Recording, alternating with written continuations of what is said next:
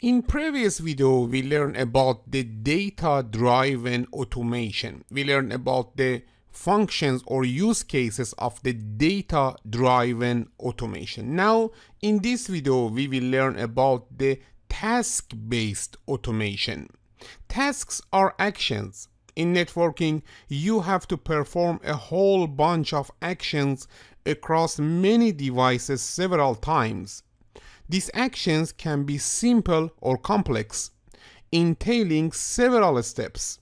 The need to perform actions can be business-driven, for example, implementing a new feature, or technology-driven, such as a version upgrade. The bigger the change, the higher the operational burden. Task-based automation attempts to reduce this burden and improve the speed and reliability of tasks. What task-based automation is? Task-based automation involves automating tasks you would otherwise have to do manually. This category of automation does not need a data input or an automatic trigger to happen. Most of the time, it is triggered by an operator. Network operators often need to create new VLANs for new services. To do this, you have to connect to every device that requires the new VLAN in order to configure it. With task-based automation, you could have a system do this VLAN configuration task for you. Depending on the automation system chosen, you would need inputs such as which device to configure, what to configure, and when to configure it. Task-based type of automation is where most organizations start developing in-house solutions. These are typical steps to start on your own automation journey. Step 1. Survey what tasks are commonly executed. Step 2. Assess the feasibility of automating them and the expected return values. Step 3. Choose an appropriate tool. Step 4. Develop use cases on the chosen tool. As an exercise, think of a task that you commonly do or that your team commonly does. How would you automate it? What tool would you use? Let me to explain about the task-based automation use cases like interaction, configuration, provisioning, data collection, and also reporting. This video actually guides you through some common use case for task-based automation. Don't be scared if it seems complex at first. Most complex tasks can be broken down into smaller and less complex subtasks. First, let me to explain about the interaction. Interacting with a component is the most generic use case. You can automate almost any interaction you do manually, including this: opening a website, interacting with an application, inserting data in a database, create a spreadsheet in Excel. If you currently do something repeatedly, chances are it is worth thinking about automating it.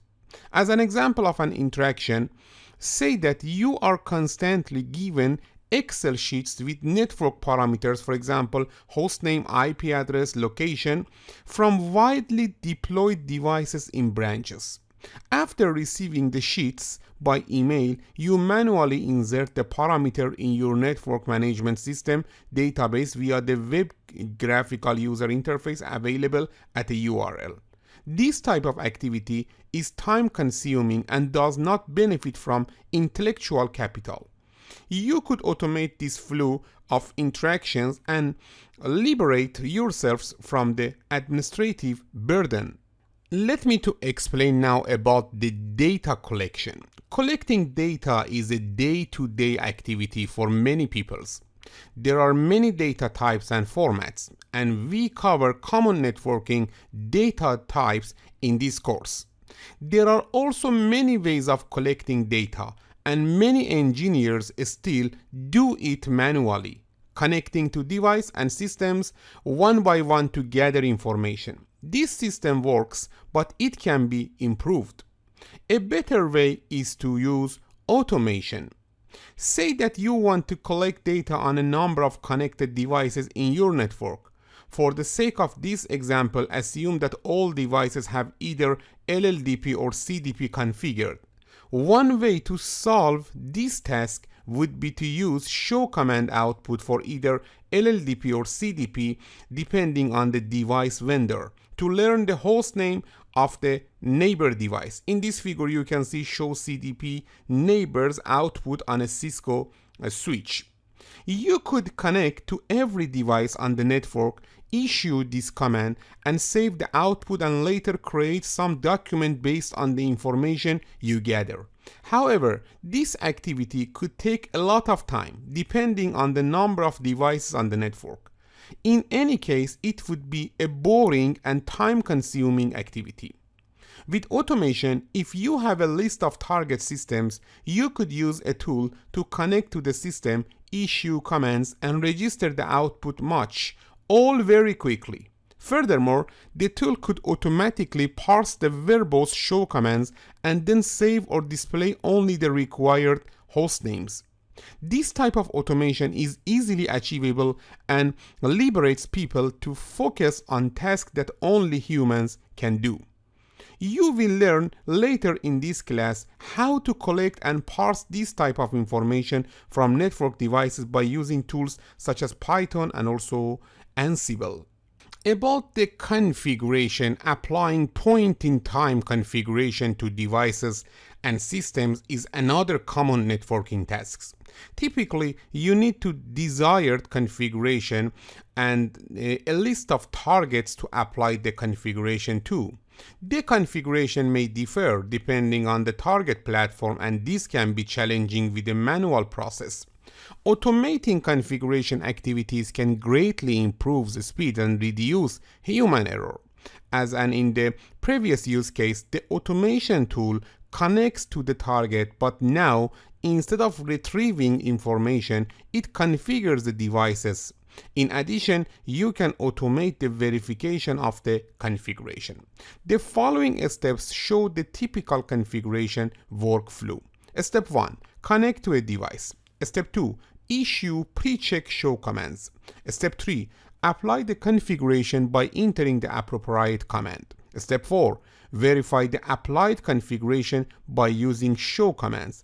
Step 5. Issue post-check show commands. And step 6. Repeat steps 1 to 5 for all the devices on the list of target platform. You can do many kinds of configuration. These are the most common examples of configuration on network devices. Shutting down interfaces. Tuning protocols based on timers or features, for example. Changing interfaces description. Adding and removing access lists.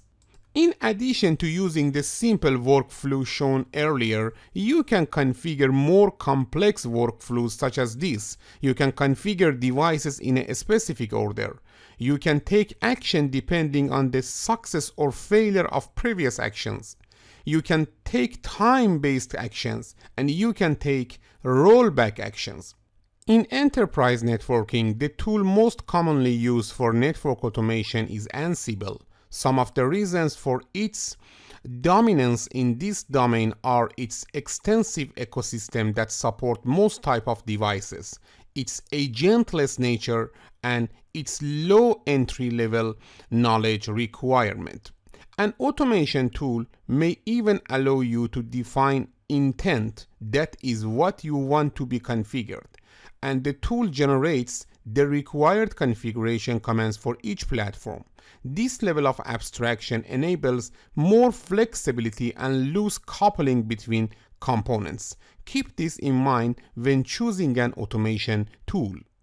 Alright, now let me to explain about the provisioning task-based automation. Provisioning is different from configuration, but the two terms are often confused.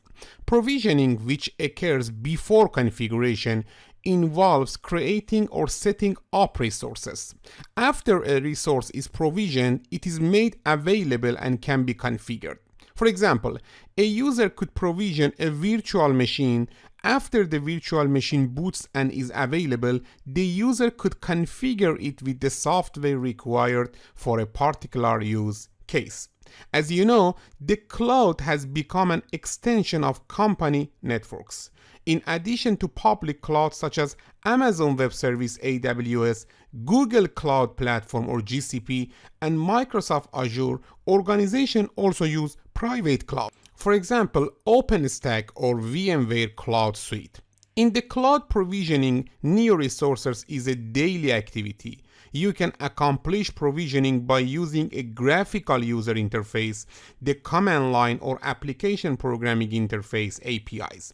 Provisionings can also entail creating new on-premises resources such as virtual machines. As you might have guessed by now, using a graphical interface is significantly slower and error-prone than using automation for provisioning. Automating the provisioning of resources is one of the cloud's best practice for several reasons. Let me to explain about them.